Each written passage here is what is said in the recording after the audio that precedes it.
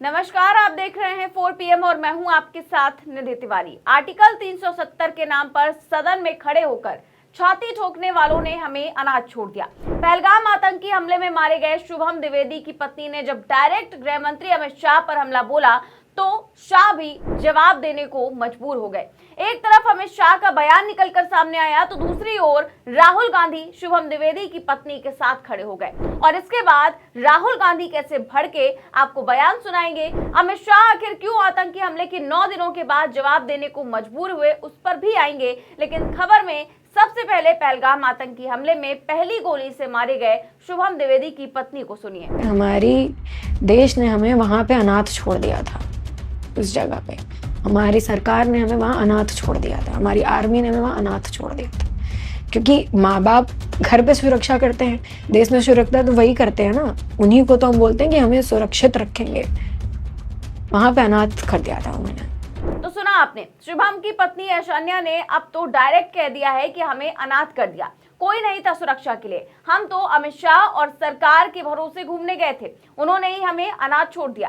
और जैसा कि आप जानते हैं कि आर्टिकल 370 हटने के नाम पर और कश्मीर में आतंकी इकोसिस्टम खत्म होने के नाम पर कैसे गृह मंत्री अमित शाह ने अपनी छाती ठोकी।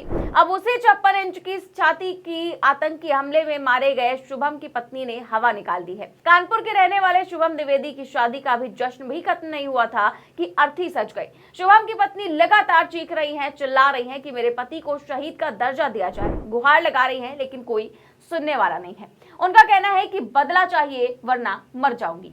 लेकिन बदला तो छोड़िए, प्रधानमंत्री मोदी तो मीटिंग खेलने के बाद हीरो हीरोइन के साथ फोटो खिंचवा रहे हैं। एक तरफ गोदी मीडिया खबरें चला रहा है कि मोदी जी बदला लेंगे, पाकिस्तान को नेस्तनाबूद कर देंगे, लेकिन वहीं दूसरी ओर हमारी सरकार मस्ती में आग लगे बस्ती में वाले पैटर्न पर काम करती हुई नजर आ रही है। मोदी जी की तस्वीरों को शेयर करते हुए कांग्रेस प्रवक्ता सुप्रिया सुले ने जबरदस्त लताड़ लगाई है और लिखा है कि एक टीवी चैनल की हेडलाइन देखी, मोदी आतंकवाद पर जमकर गरजे। फिर देखा वो तो मुंबई में OTT प्लेटफॉर्म के लॉन्च पर सिनेमा सितारों के सामने कंटेंट पर बात कर रहे थे।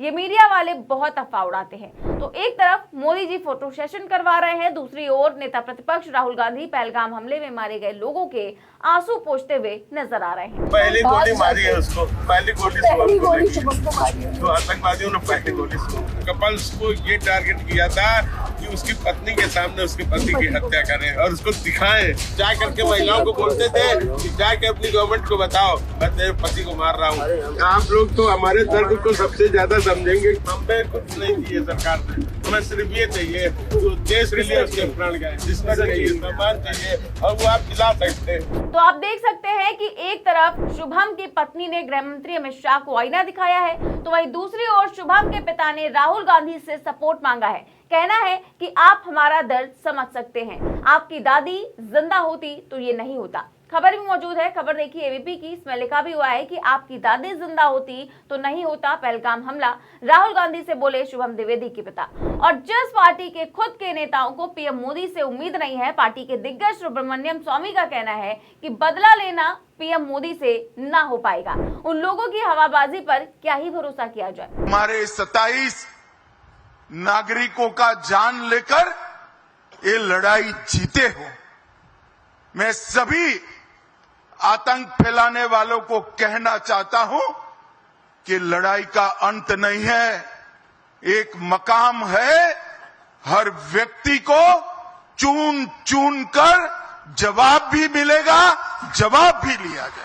तो जैसा कि आप जानते हैं कि 9 दिन से ज्यादा बीत चुके हैं पहलगाम हमले को। अमित शाह नहीं बोले, लेकिन अब बोलने को मजबूर हुए हैं। कहना है कि आतंकियों से चुन चुन कर बदला लिया जाएगा। 10 सालों से सुन रहे हैं आतंकवाद के खिलाफ जीरो टॉलरेंस की नीति है, लेकिन इस नीति पर कब काम होगा सवाल खड़ा होता है। अब इन्हीं सवालों को राहुल गांधी ने उठाया है तो भाजपाई सिस्टम की हवा निकल गई। नरेंद्र मोदी को एक्शन लेना है, एकदम एक्शन लेना है और पूरा का पूरा विपक्ष उनके साथ खड़ा है। जिन लोगों ने ये किया है दे हैव टू पे द प्राइस फॉर दिस। जो परिवार है उन्होंने आप लोगों को मेरे थ्रू एक मैसेज दिया है। तो राहुल गांधी ने तो सपोर्ट कर दिया है। राहुल गांधी का कहना है कि नरेंद्र मोदी को एक्शन लेना है, पूरा विपक्ष उनके साथ खड़ा है। राहुल ने प्रेस कॉन्फ्रेंस की तो मजबूरन अमित शाह को भी बोलने को मजबूर होना पड़ा, लेकिन अब जो बोले हैं तो डबल फजीयत हो रही है। शिवसेना यूबीटी सांसद संजय राउत ने तो कह दिया है कि पहलगाम का बदला लेना है तो पहले अमित शाह पर एक्शन होना चाहिए। संजय राउत ने खुला चैलेंज करते हुए कहा कि हमारी सेना पर ठीकरा फोड़ने और फ्री हैंड देने का ढकोसला करने से कुछ नहीं होगा। हमारी सेना तो बदला ले ही लेगी, लेकिन पहलगाम हमले में चूक के जिम्मेदार गृह मंत्री पर कब एक्शन होगा, इसका जवाब दो।